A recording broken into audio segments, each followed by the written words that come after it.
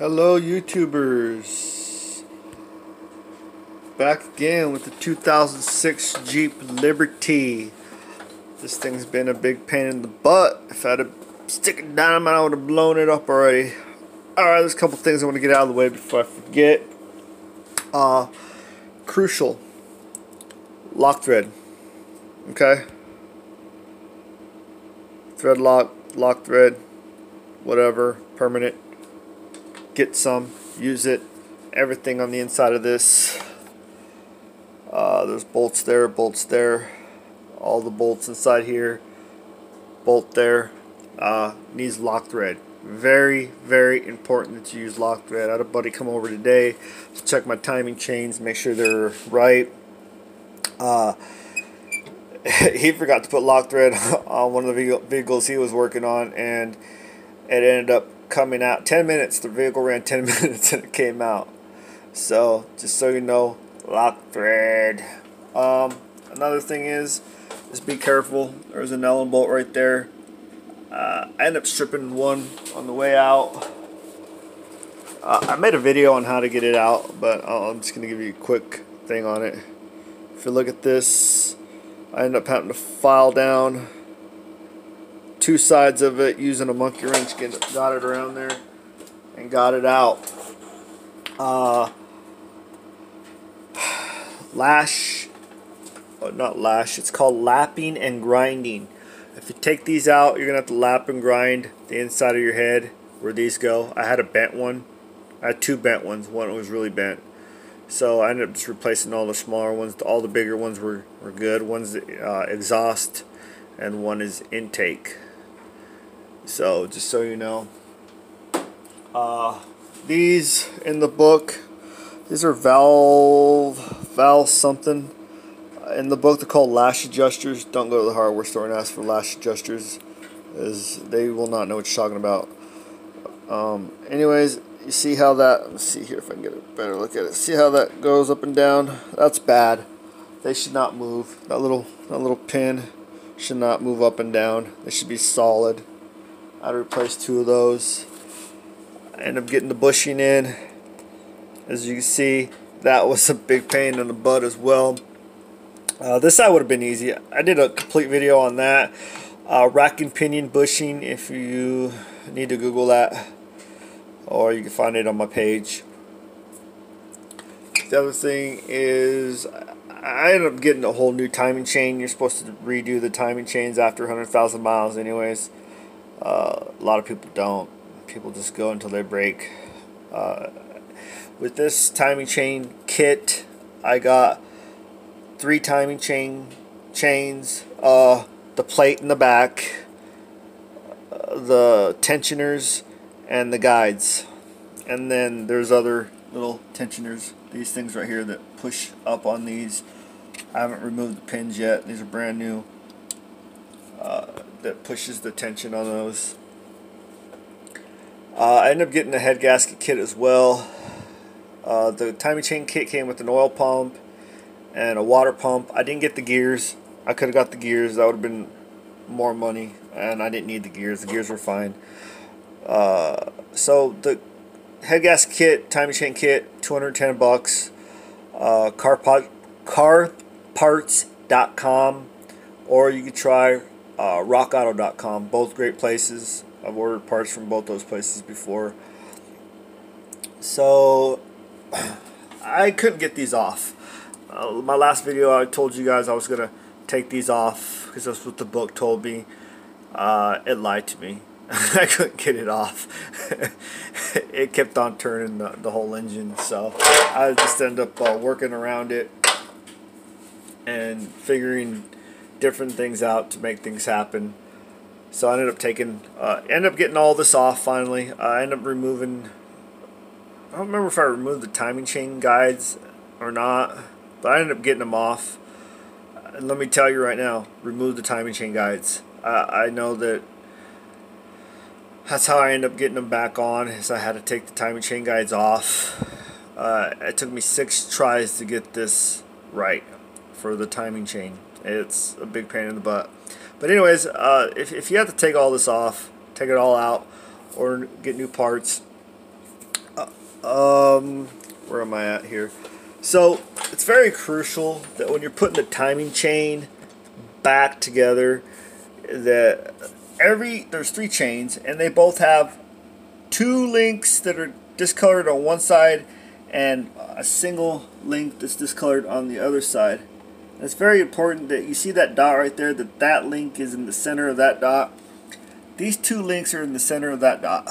Okay, so on the 2, okay, let me explain something to you as well. In the book, it says it's the right side, which when you're looking at it, it's going to be the left side because you're looking at it, it's on the left, but it's actual reality the right side.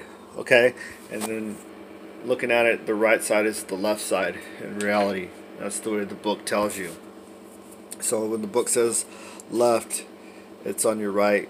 The book says it's right, it's on your left. Another crucial thing, very crucial, you see the V6 straight up and down, not turn a little to the right, not turn a little to the left. It's very important that all this is equal. There's also see that gear back there? There's another little dot. I couldn't find that gear in my book for that, so I made sure that it's straight up. Pray to God that that's where it needs to be. So when you push this on, turn that little gear in the back a little to the left, and then when you push this on, it will straighten up because the teeth, I think on this, are at an angle, so it's just weird. So just turn it a little to the left, and when you push it on, it'll straighten itself out. So when you get all this off, you're gonna pull this off, pull that off, drop your timing chains in. It's a pain in the ass to get all that off. Excuse my language. And then you're gonna take this piece, you're gonna put it on your desk face down with this piece up, and then the left side, which is the right, is going to go on the very far back. There's 3 gears on this one piece. This is one piece with 3 gears on it. This one's going to go on the very far back, and then it's very important that through the window, this is your 4 o'clock, this is your 8 o'clock, and let's see if I can shine a light on in there, and you see the discolored chain. It doesn't look like the chain that's right here. It's different. It looks like that color. So you got to see the one that's on the right you're gonna be able to see those 2 links in this window, and the one that's gonna be on the left you're gonna see in this window. You're gonna put the far back gear gets the one that goes up to your left, and you're gonna see that there. And then you're gonna put it around the gear, and you're gonna straighten it out nice and tight. And then you're gonna do the center gear, which is gonna be this chain right here, is gonna go that way. Put it around the gear nice and tight. And then in the book it tells you to go get a tool. Let me see if I could find this in here real quick. And I didn't get a tool. I'll show you what I did. Right there it is. And it has prongs and all that fun stuff. I didn't use that tool. Let me see here. Get this out. As what I did is I took a hanger, and that's the regular size of the right or left side of the hanger, and I stuck it in there, and I bent it with my hands over, and then I got a pair of pliers and I made a straight bend, and then I did the same thing to the top. And make sure that it goes over the chains.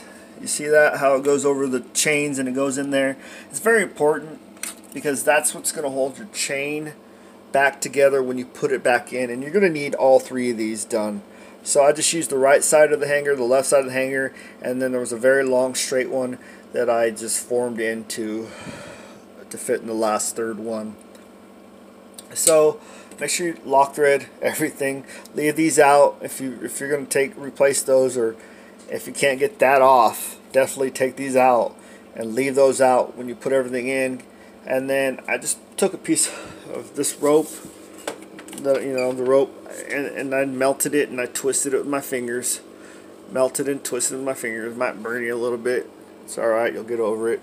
And I just put it through the link when I was on the bench face down, put it through, tie a bowline. You can tie a knot, something simple that you can get out. So that way when you get this in, because you're gonna need two hands, one to hold this, one to hold this, because you're gonna put this top gear on very last, and then put that on it and squeeze it in, and it'll actually stay. And then you put those three things in, and then you're gonna grab it with your hands. You're gonna put it in here, and then when you get it far enough back, you'll be able to feed your string straight up on both sides and pull those up. Everything in here is 20 pounds of torque, and like I said, please use lock thread on everything in there. And then if you look in here, there's bolts in there. If you could see that, I'm just gonna give a little flashlight here. Where do you go? Where do you go? Oh, there you are. There's those bolts in there. There's 8 of them. Those, you just put a little bit of fresh oil on them and put them in. See how clean I got all that? Nice and clean.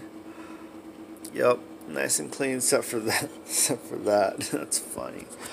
So and there's also a sequence that you got to actually tighten those down, and I'll give you a quick shot of the book.